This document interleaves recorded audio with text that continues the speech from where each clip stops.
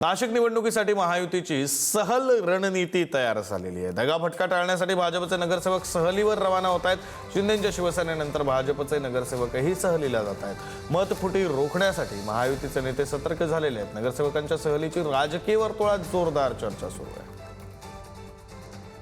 प्रतिनिधी किरण ताजने या सहल पॉलिटिक्स बद्दल सांगतील। किरण, विक्रांत, शनिवारच्या दिवशी शिंदेच्या शिवसेनेकडनं ठाण्यामध्ये या संपूर्ण शिंदेच्या नगरसेवकांना मतदारांना त्या ठिकाणी सहल घडवण्यात आलेली आहे। आता सध्या जरी त्यांचा मुक्काम त्याच ठिकाणी असला तरी आता पुन्हा एकदा जे महायुतीचेच घटक असलेल्या भाजपच्या मतदारांना सुद्धा सहल रणनीतीचा एकूणच मार्गदर्शनाच्या निमित्तानं त्यांना घडवली जाणार आहेत।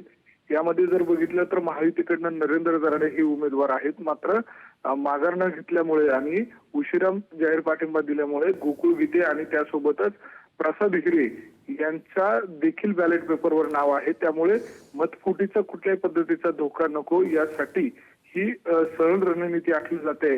शिंदेच्या शिवसेनेकडनं ऑपरेशन ठाणे करण्यात आलेलं आहे। स्वतःच्या बालेकिल्ल्यामध्ये हे संपूर्ण मतदार ठेवण्यात आलेले आहेत आणि आता भाजप सुद्धा आज दुपारच्या सत्रामध्ये या संपूर्ण नगरसेवकांना घेऊन त्यांची सहल रणनीती या सगळ्या निमित्तानं दिसून येणार आहे। धन्यवाद किरण, दिलेल्या या सगळ्या सविस्तर माहितीसाठी।